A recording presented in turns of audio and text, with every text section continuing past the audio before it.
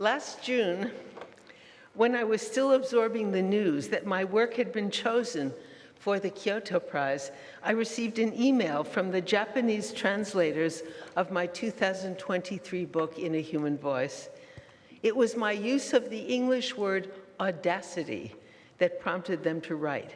They wanted to know, had they understood me correctly?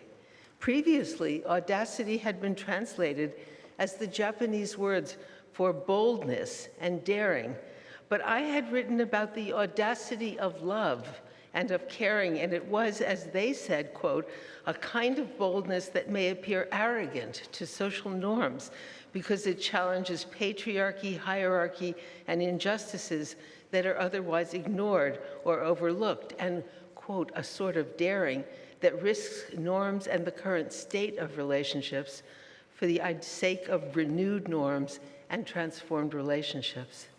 I had devoted the final chapter of my book to the work of 3 filmmakers, all men, artists working in the mainstream who in their films had shown a stunningly audacious act, a boldness that flew in the face of hierarchy and transformed relationships. Paul Schrader, one of the filmmakers, said this was the film he had always wanted to make. Paul Thomas Anderson used the word audacious to underscore the daring of the act needed to break through an armored self.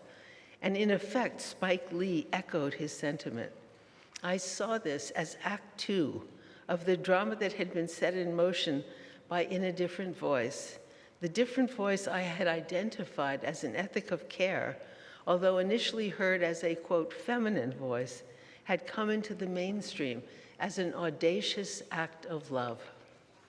And now, being here with you in Kyoto, still overwhelmed by the recognition of this extraordinary prize, and daunted by the responsibility to keep alive the hope for humanity that it sustains, what strikes me is that my work began twice, so to speak, with what I saw at the time as a simple act. I listened. First to women and then to girls. Both times, and especially with the girls, I discovered the audacity of listening, because in both instances, by listening, I disrupted a story and broke a silence. I was writing about an ethic of care and then about a healthy resistance to losses that compromise our humanity. And especially with the girls, because girls are everywhere, and the work had received a lot of attention, I often felt as if I had put my finger in an electric socket, which led me then to ask, what is the investment in not talking about care and the realities of responsibility and relationships and interdependence, and what is at stake in the silencing of girls? I had started out listening to women who were deciding whether to continue or to end a pregnancy, and I found myself writing about the tensions between democracy and patriarchy, and about the audacity, the boldness of love and of caring in the face of pressures to silence the self. I found myself engaged in a drama about voice and silence. Would you like to know what I think? Or would you like to know what I really think?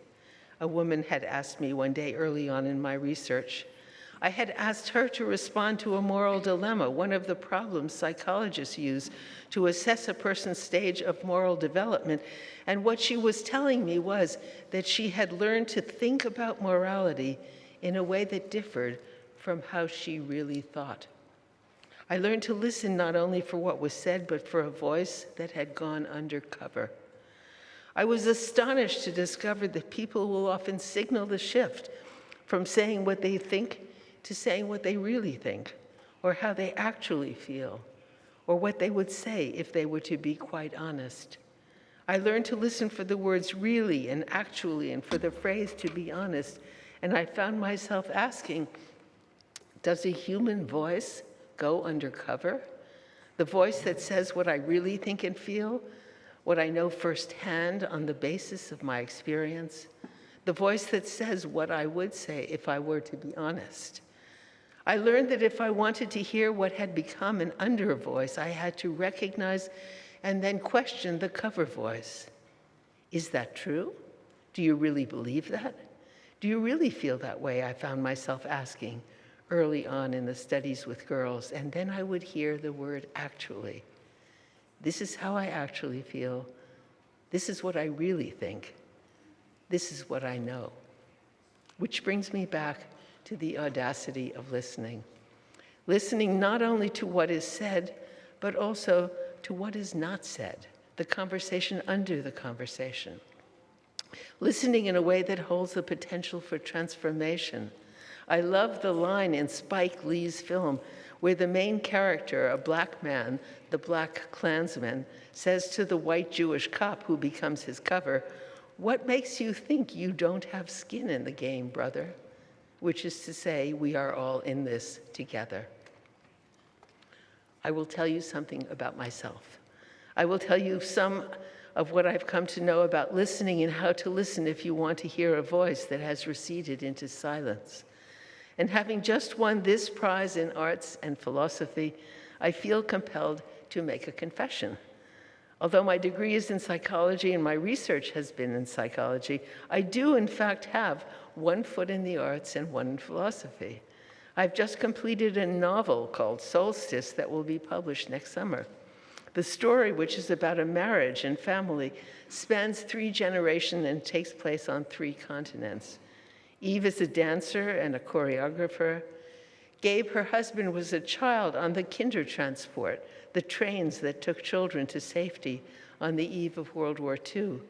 And he's now a journalist covering the Middle East. The questions raised by their children, how do you know what's true? And how do you know what you can trust? Are philosophical questions about knowing, and they take us back to the Garden of Eden and forward to the opening night of a controversial ballet. It was Chekhov, the great Russian writer, who said that the role of the artist is to ask questions, not to provide answers. Within a human voice, I provided answers to questions that had been dogging me for years. The different voice is in fact a human voice. The voice it differs from is a patriarchal voice.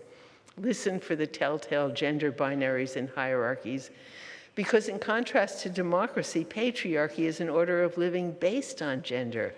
And perhaps most poignant, given this present moment of backlash and reversal, where patriarchy is in force or enforced, the human voice is a voice of resistance, and care ethics is an ethics of liberation. It is the guide to preventing moral injury and to freeing democracy from patriarchy. I had reached the end of the road that began within a different voice, and I find myself now in an unfamiliar place. It was striking to me that in their second email, sent at the end of the summer, my translators, the ones translating my book into Japanese, wrote that, quote, after much discussion, they had concluded that what was needed was a new word. There was no Japanese equivalent for my use of the English word audacity, none that conveys the nuance and the complex implications of daring to risk relationships for the sake of transforming relationships. The solution they came to was to combine 2 existing Japanese words, the word futai, which means insubordinate, and the word fusan, which means unhumbled, and then to add the word for boldness, thus creating a word that means, quote, insubordinate and unhumbled boldness. A word that conveys the audacity, the boldness of releasing care ethics from subordination, that is, from being considered, quote, feminine. Or in Kantian terms, a supererogatory duty, meaning not obligatory or essential, and also from a humility that had stood in the way of saying what needed to be said. One of the first things that caught my ear in listening to women was hearing a woman use the word selfish to denote whatever it was that she wanted to do, while considering it good and responsible to do what others wanted her to do or thought she should do. In the name of morality, women were rendering themselves selfless, meaning responsive to others, but seemingly without a voice of their own. In the study with pregnant women considering abortion, if the woman wanted to have the baby, that was selfish. If she wanted to have an abortion, that was selfish.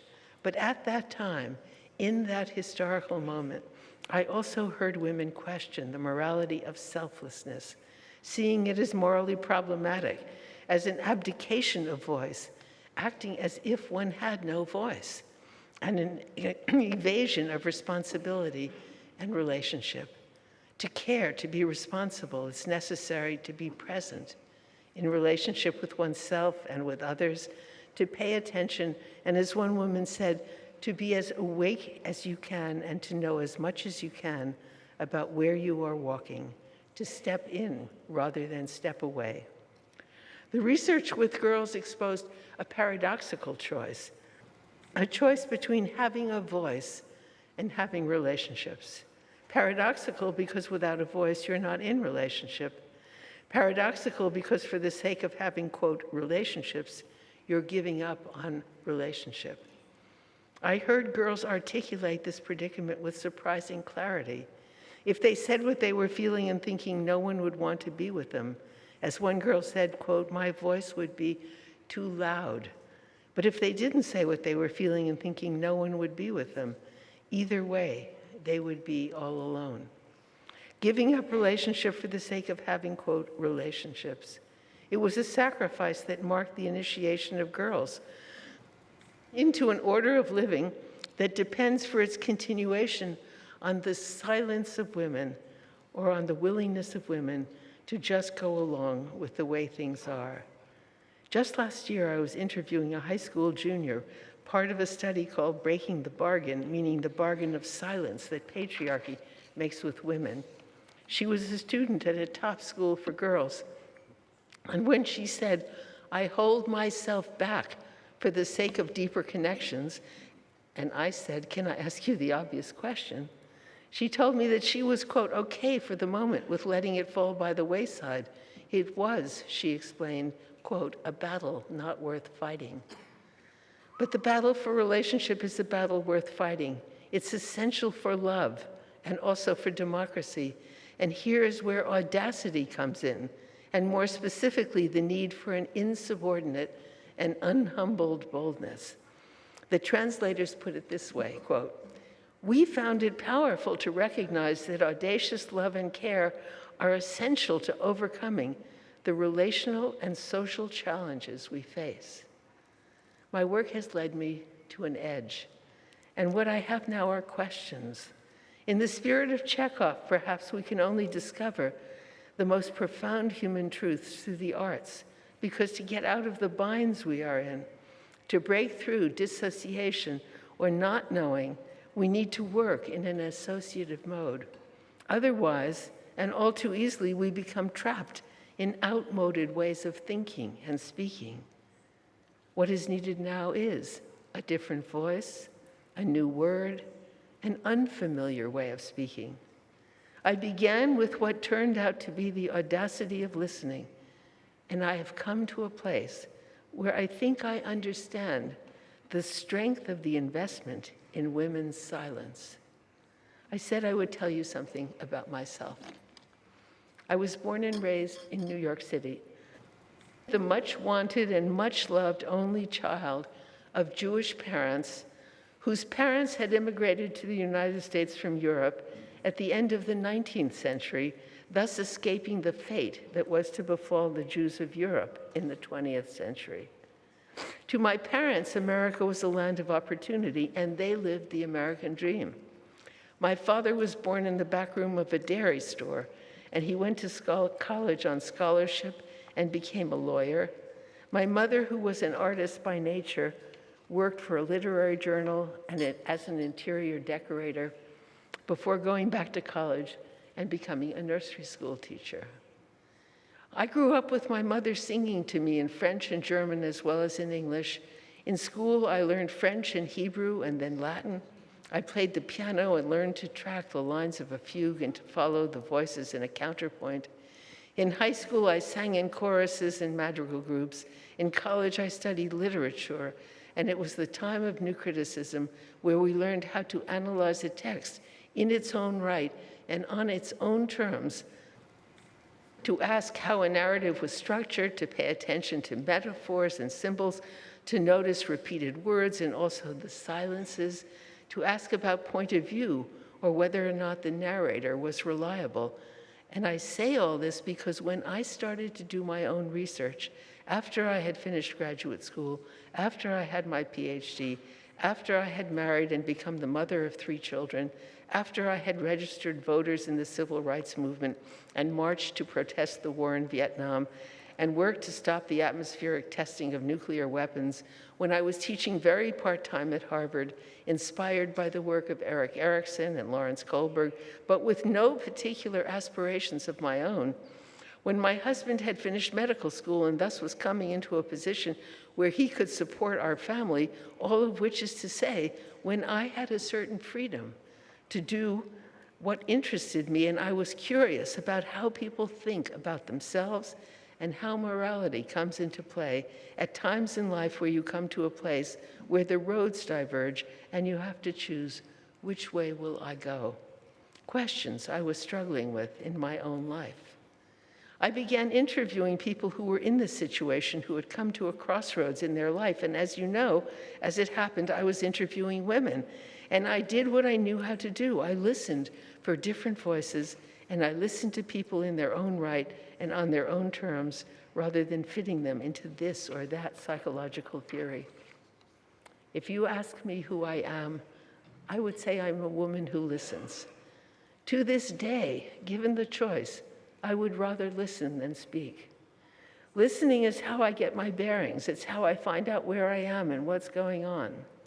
At a certain point in my education, I discovered that if I listened to what I was taking in about psychology and about morality, it became harder to listen to myself and to trust my experience.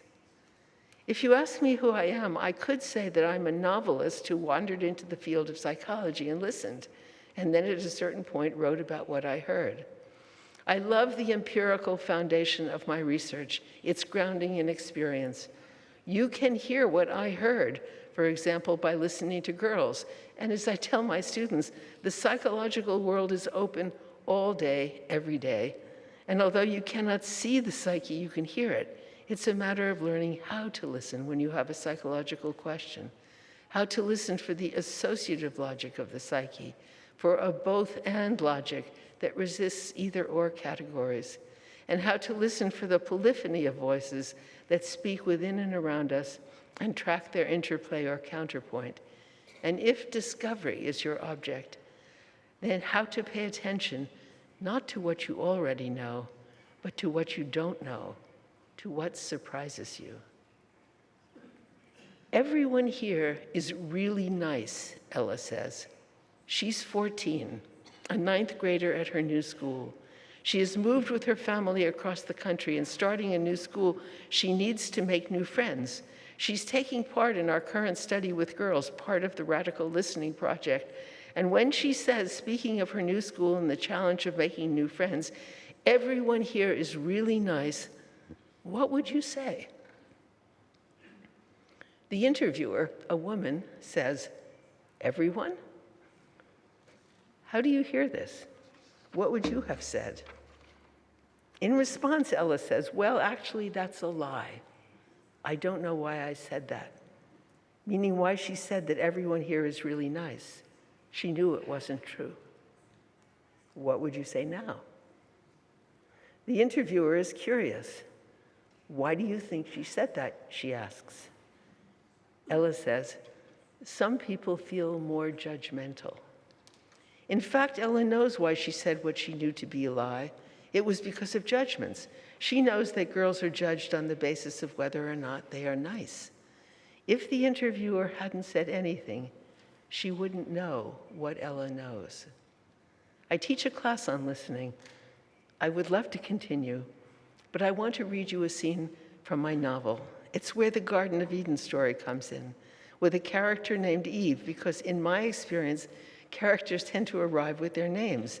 And it was inevitable that at some point I would ask, Eve, why Eve?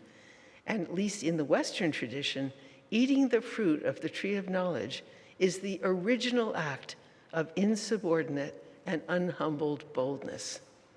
The scene is a conversation between two women. When they meet, they are strangers. Eve, the dancer, is spending the year in Amsterdam doing a residency with a Dutch dance company, and she will choreograph a piece for them. On the day in question, she has ridden her bike out into the country. The willows were yellow with spring. And when she comes to a village and sees a small restaurant, she gets off her bike. Reading the word soup on the handwritten menu outside the restaurant, she decides to go in. Sana, a Dutch woman, greets her. She and her husband own the restaurant, and the carrot soup made by the husband is their special. She shows Eve to a table by the window. And here's the scene. The fresh ginger cut the sweetness of the carrots, and the warmth of the soup spread through her. She tore a slice of the thickly seeded dark bread and felt her mind settle into the quiet of this village restaurant. Sana turned the sign in the window. Gesloten. The restaurant was closed. The lunch hour was over, and when she brought Eve's coffee, the other diners had left. "Do you have time to sit down?" Eve asked. Sana glanced toward the kitchen. "I'll get my tea." When she came back, she brought a small piece of cake. "It's my daughter's favorite, the apple cake." She balanced the cake on Eve's saucer. "Do you have children?" "2 sons and then a daughter. She's in Kenya now with the Peace Corps." "My daughter is also the adventurous one. She's living in Iceland, training ponies. My husband didn't want her to go." With us, it was the opposite. I was the one who didn't want Sophie to go. I thought she was going because her boyfriend was going, and I didn't like the boyfriend. I never thought of Sophie as adventurous, but now it turns out I was wrong, or being in Africa has changed her because now she's broken up with the boyfriend, and it really has become an adventure. She surprised herself by talking so freely to this Vermeer-like Dutch woman with her broad hips and muted clothes. It turned out they both had lost their fathers.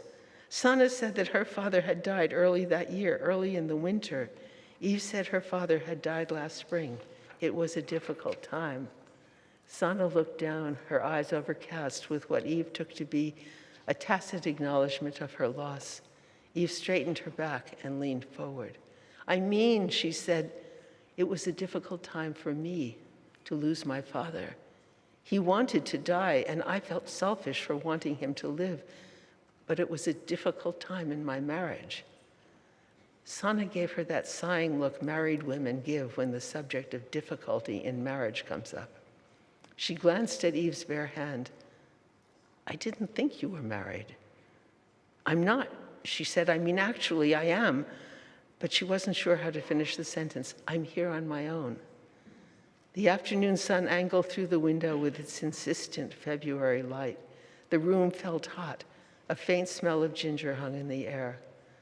What was it about marriage that she was reluctant to talk about? For all the closeness she felt with her mother, she knew surprisingly little about her parents' marriage beyond the surface details, none of the intricacies of two people, their lives meshing and not, and even more surprising when she thought about it, she never had asked. She wondered about Sana's husband, peeling carrots, the inspiration of the ginger, here, tasted, extending the spoon. Sana saying yes to him, it's just right, or maybe that's not what she said. And then he would feel chastened, adding more ginger or whatever it was that she said the soup needed. And later, when people complimented the soup, would he say that it was her inspiration? With Gabe, she praised his work unsparingly. It was how she felt about his writing. Whereas he would point at something she'd overlooked, something, as he put it, she might want to consider. Or he would say that she assumed people knew what she was saying when in fact often they didn't know or couldn't tell what the dance was about. She said she assumed we all have the same feelings. We all want to be loved and we're all afraid of death. And her work was about feelings we have in common. She was aware of this difference between them, but she told herself that's pretty much how things are. Sana was telling her about her father.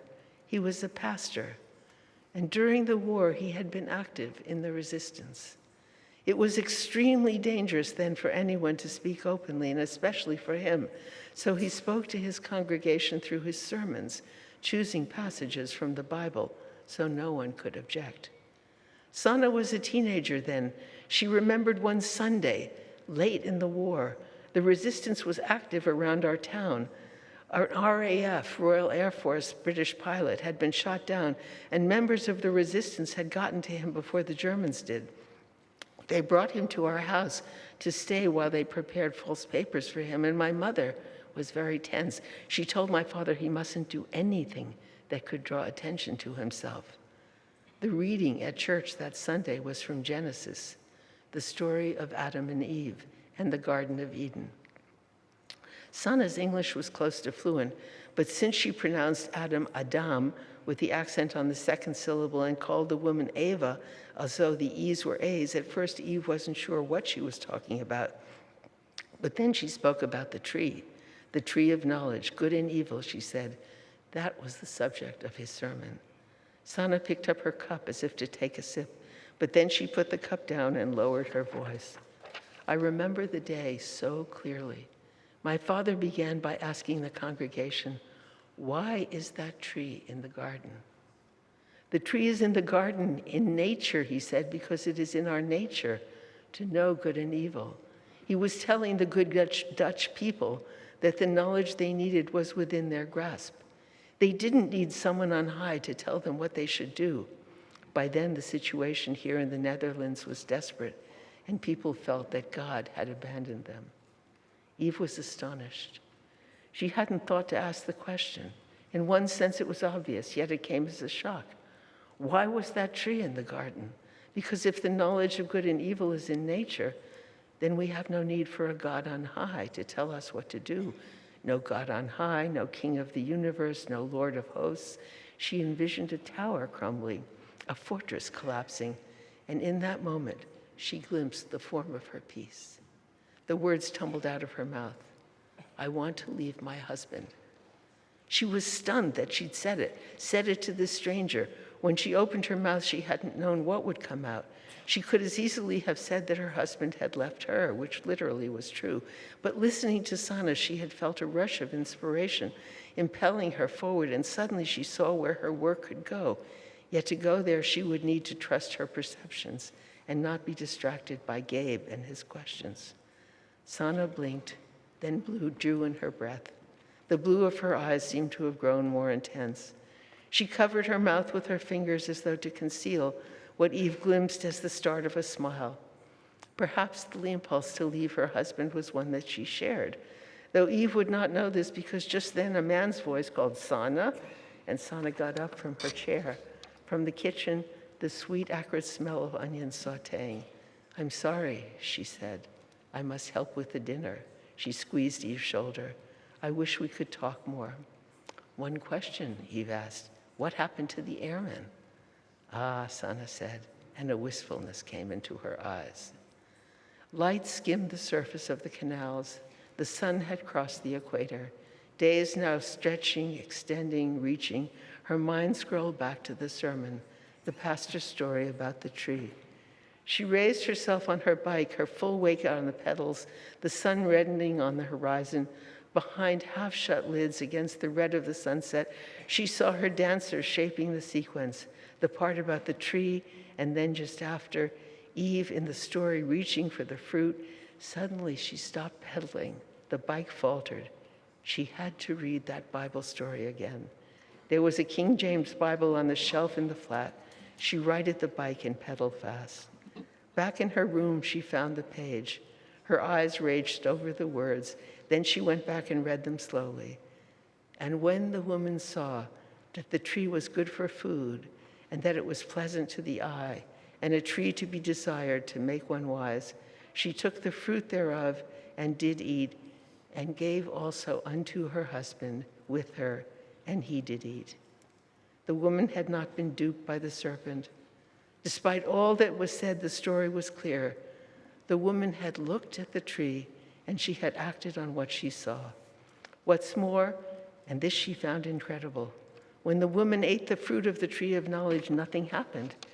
She doesn't die or move to cover her nakedness. Instead, she gave some to her husband, who was with her. She read the story again, this time tracking the movement sequence.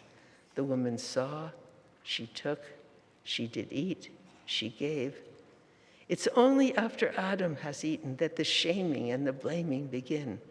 Only then did the hiding start. Adam blamed the woman, and she blamed the serpent, and the two of them covered their nakedness, hiding themselves from God. Her words came back, "I want to leave my husband." Tree branches held the light. She would not labor in sorrow, or bring forth children in sorrow, or bind her desire to her husband's desire, or let him rule over her.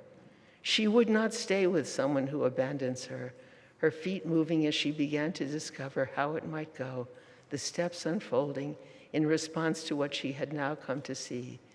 Suddenly, as if in a vision, she found herself energized by the challenge.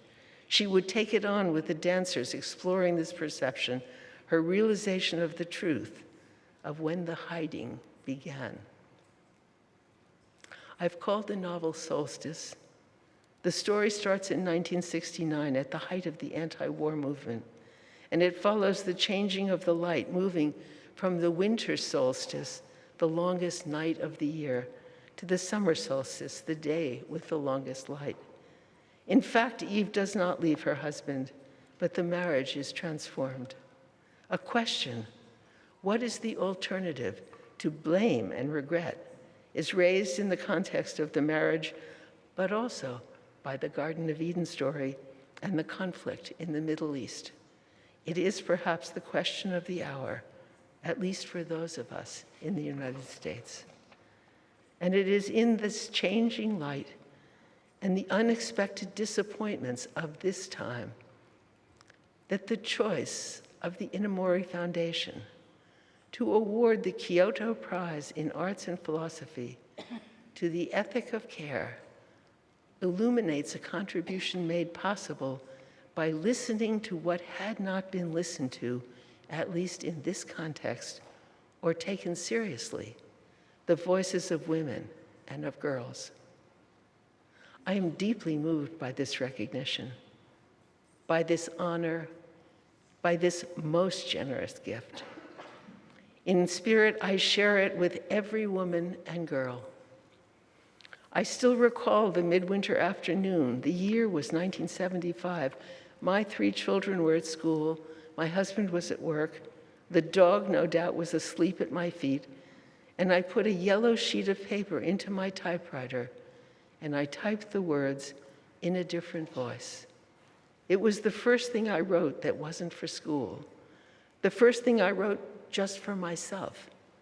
I was responding to an inner voice that said, "If you want to know what I really think." In my book, In a Human Voice, I tell a story from my first visit to Kyoto. At that time, a graduate student kindly offered to accompany me on the train back to Tokyo so I wouldn't get lost in the Tokyo railway station. She was asking about voice, about losing one's voice, and when I said that nobody loses their voice, her face brightened. Would I write this in her notebook, she asked, handing me the book. "Nobody loses their voice," I repeated as I inscribed the words on a blank page. "People may silence their voice," I said, "but it's always for a reason." Yet in the world of today, there are compelling reasons not to silence the voice of care ethics, which brings me back to the new word. Because the daily work of caring is still largely done by people typically viewed as subordinate, people who are expected to be humble, and insubordinate and unhumbled boldness may be precisely what it takes to bring this voice forward. I'm profoundly moved by the choice of the Inamori Foundation to award the Kyoto Prize in Arts and Philosophy in Thought and Morality at this moment in history to work that began with listening to women and to girls, and that was inspired by their voices. The decision is breathtaking in its audacity and its simplicity.